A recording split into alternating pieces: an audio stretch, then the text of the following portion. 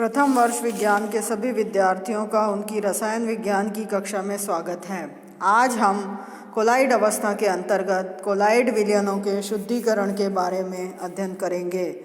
विद्युत अपघट्य की अत्यधिक मात्रा तथा कुछ विलयशील अशुद्धियाँ जो कि सॉल में होती हैं के निर्माण की कुछ विशेष विधियाँ विशेषतः रासायनिक संगठन विधियों के कारण होती हैं।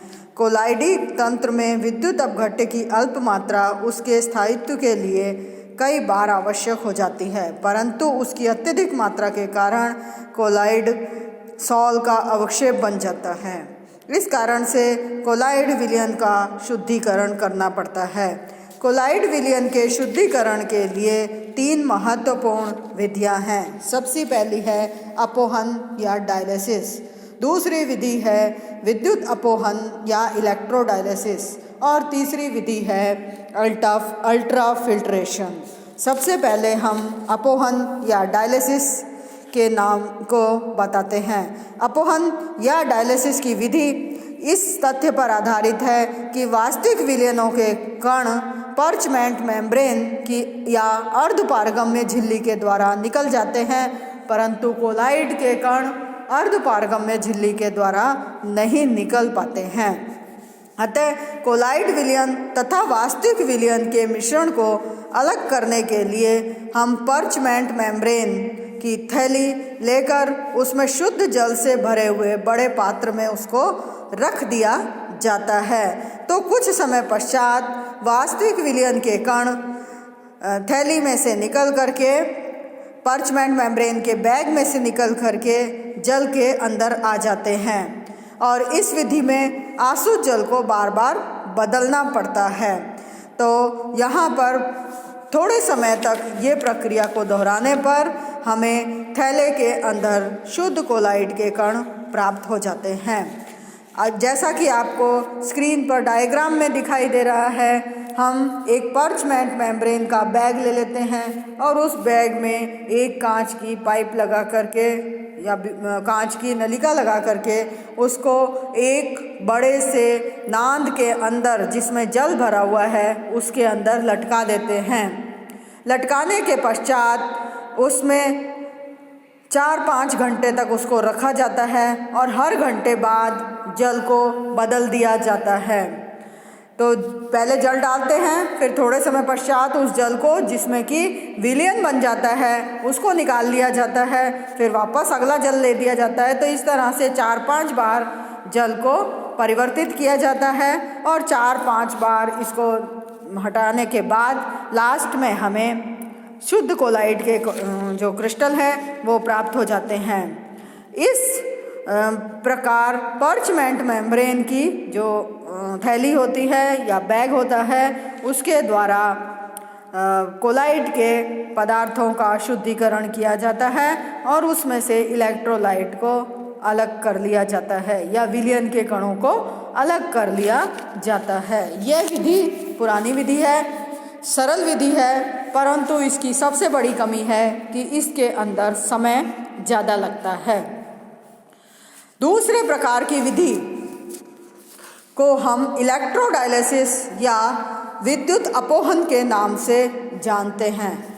अपोहन की विधि में या डायलिसिस की विधि में जो कि मैनुअल है, सरल है, परंतु उसके अंदर जो सबसे बड़ी कमी है वो था कि समय बहुत ज़्यादा इसके अंदर लगता था और प्रक्रम धीमा था। इस कारण से यहाँ पर वास्तविक विलयन में विद्युत अपघट्य को मिलाकर और विद्युत क्षेत्र का उपयोग करके इस प्रक्रम की गति को बढ़ाया जाता है। तब इस प्रक्रम को इलेक्ट्रोडायलिसिस कहा जाता है।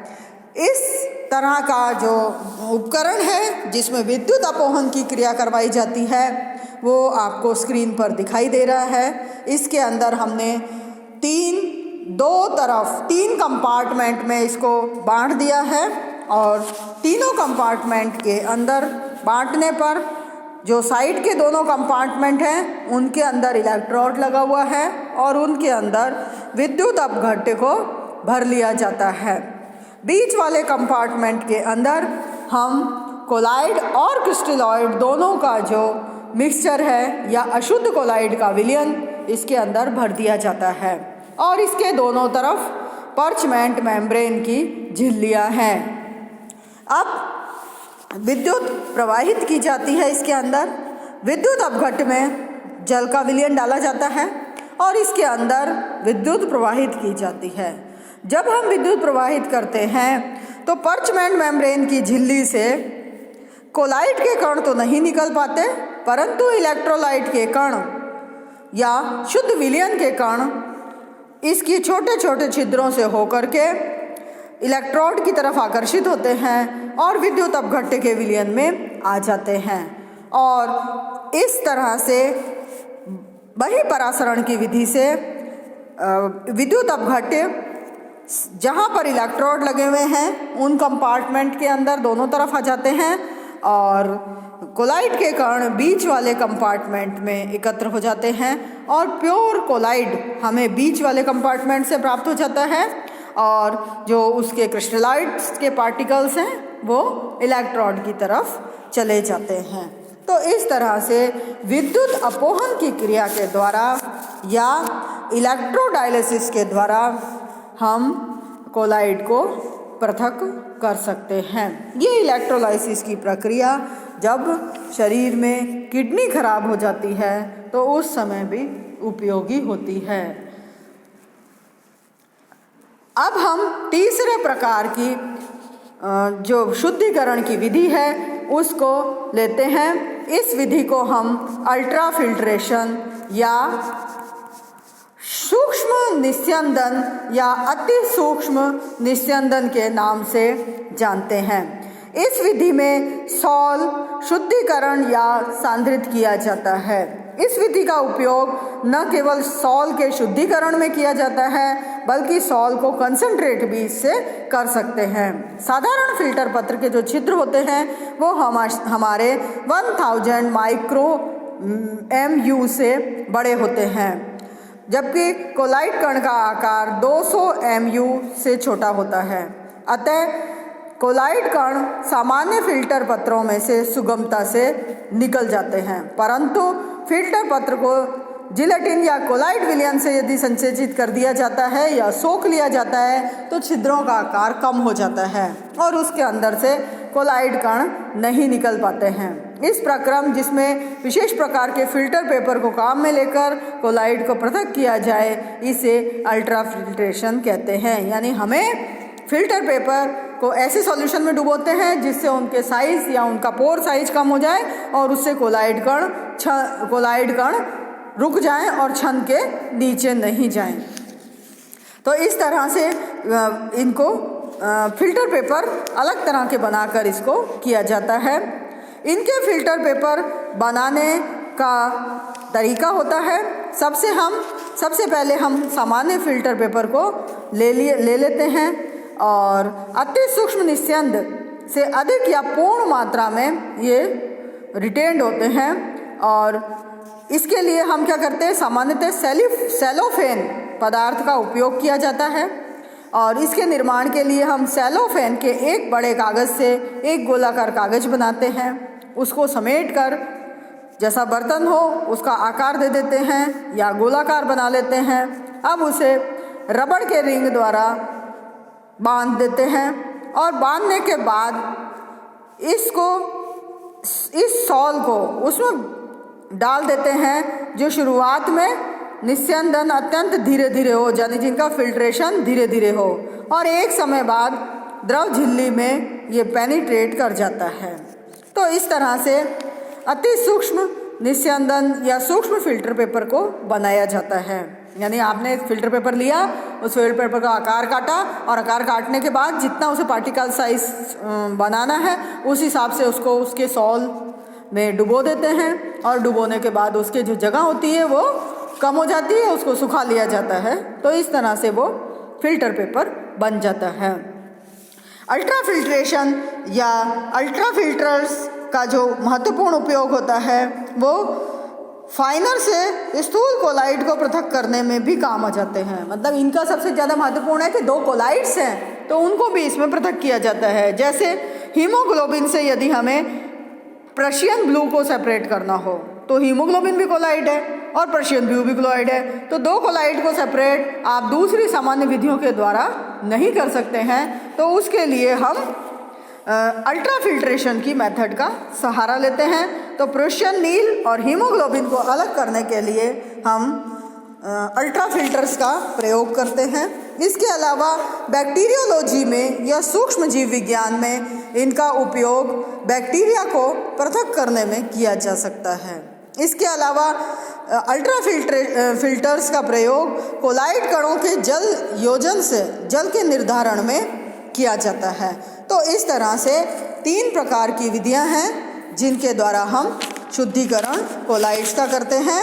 एक है डायलिसिस, दूसरी विधि है विद्युत अपोहन और तीसरी है प्रिपरेशन ऑफ अल्ट्रा फिल्टर्स। अब हम लेते हैं कोलॉइड कणों के गुण या कोलॉइड विलियंस के क्या क्या गुण होते हैं। तो कोलॉइड्स के कुछ सामान्य गुण होते हैं और कुछ विशिष्ट गुण हमें इनमें प्राप्त होते हैं।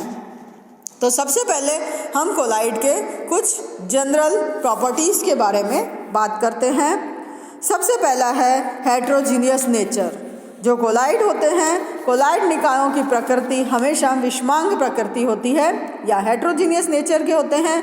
इनमें 2 प्रावस्थाएं अर्थात परिक्षिप्त अवस्था और परिक्षेपण माध्यम यानी डिस्पर्सन मीडियम और डिस्पर्स फेज दोनों इसके अंदर उपस्थित होती हैं। और इन इलेक्ट्रोलाइसिस, डायलिसिस और अल्ट्रा फिल्ट्रेशन से पता चल गया कि ये हेट्रोजीनियस प्रॉपर्टी होती है। दूसरा इनके अंदर जो गुण पाया जाता है वो है निस्यंदशीलता। फिल्टर पेपर से, ये सामान्य फिल्टर पेपर से छन करके और फिल्ट्रेट में आ जाते हैं, परंतु साधारण फिल्टर पेपरों का जो साइज़ होता है इनके छेद जो है बड़े होते हैं और उनसे इनको हम रोक नहीं सकते हैं। तीसरा डिफ्यूजिविटी। तो कोलॉइड कण जो है परिक्षिप्त अवस्था में उपस्थित पर्चमेंट मेम्ब्रेन या चर्म पत्र की झिल्ली से विसरित नहीं हो पाते हैं। इसका जो गुण होता है रंग, कलर, इनके जो कलर हैं वो हमेशा सॉल का कलर एक जैसा दिखाई नहीं देता। इनके रंग जो है उपस्थित पदार्थ के रंग पर निर्भर करते हैं। जैसे दूध के तनु विलयन में नीले रंग की झलक आती है और वो नीले रंग की झलक आती है और उसका कारण है कि वहाँ पर वो प्रकाश परावर्तित हो जाता है और प्रकाश की किरणों के विलयन में से परावर्तित करके पारगत करने पर विभिन्न रंग दिखाई देते हैं। सामान्य दूध के तनु विलयन से नीले रंग की झलक आती है। कुछ सॉल का रंग उनके कारकों पर भी, कणों के कारक या कणों के आकार पर निर्भर करता है। जैसे है कोलॉइड कणों का रंग उनके आकार और परिमाप पर निर्भर करता है। जिस तरंगदैर्घ्य की प्रकाश किरण को हम उपयोग में लेते हैं उसके स्रोत पर भी निर्भर करता है। इसके अलावा डिस्पर्स्ड फेस और डिस्पर्सन मीडियम की विशिष्ट वर्णात्मक अवशोषण क्षमता पर भी निर्भर करता है।